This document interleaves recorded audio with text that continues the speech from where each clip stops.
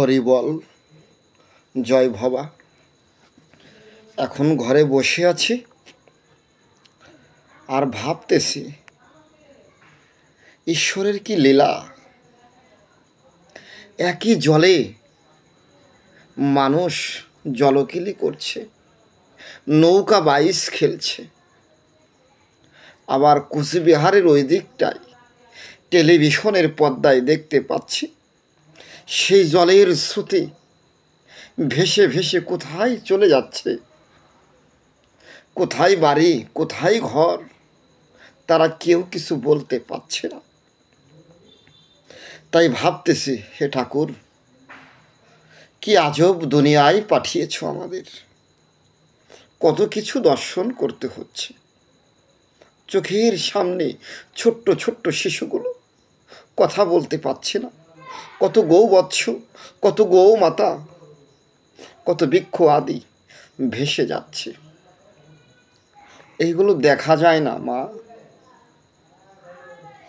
তাই ঠাকুরের কাছে প্রার্থনা করি, তোমার সৃষ্টি তুমি যদি সৌন্দর্য না করো, সেখানে সাধারণ মানুষের কোনো হস্তক্ষেপ নেই।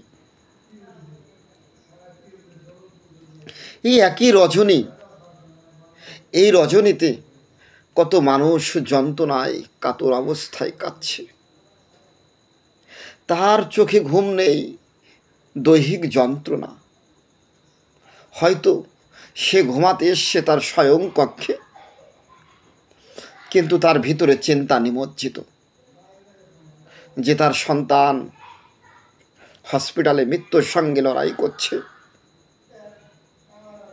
আবার এই রজনীতে কত মানুষ কত সুন্দরভাবে শান্তিতে নিদ্রা যাচ্ছে।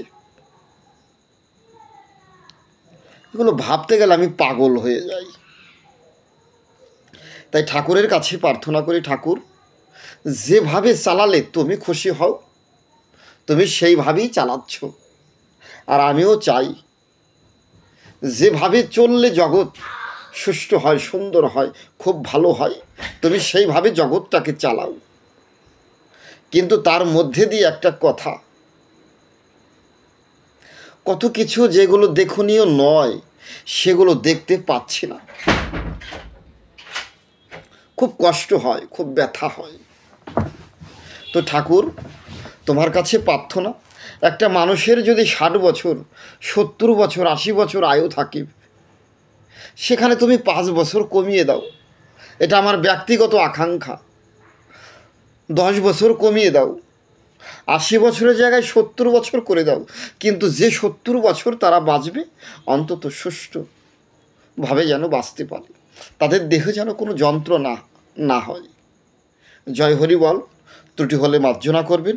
আর সকলের কাছে আমার প্রাথমিক আত্মনিবেদন, সবাই সমস্ত কর্মের মধ্যে দিয়ে মাতা পিতার প্রতি সেবারাগ করবেন, ভক্তি করবেন। জয় ভবা।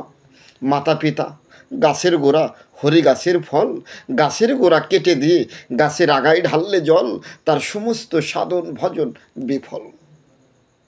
তাই ওপার বাংলার কোনো একজন শিল্পী গেয়ে উঠলেন, ওরকম করে না বাবা। খাওয়ায় আখি দুগ্ধ, মাটির মাকে করছো মুগ্ধ, ঘরে বসে জ্যান্ত মাতর পচা পান্তা খাই, স্বর্গপুরে ছাই হবে তোর মায়ের বেদনায়। সবাই মাতা পিতার সেবা করবেন। জয় ভবা। হরি বল, হরি বল। ঘরে বসেছিলাম বলে কথাগুলো ভাবছি একা একা।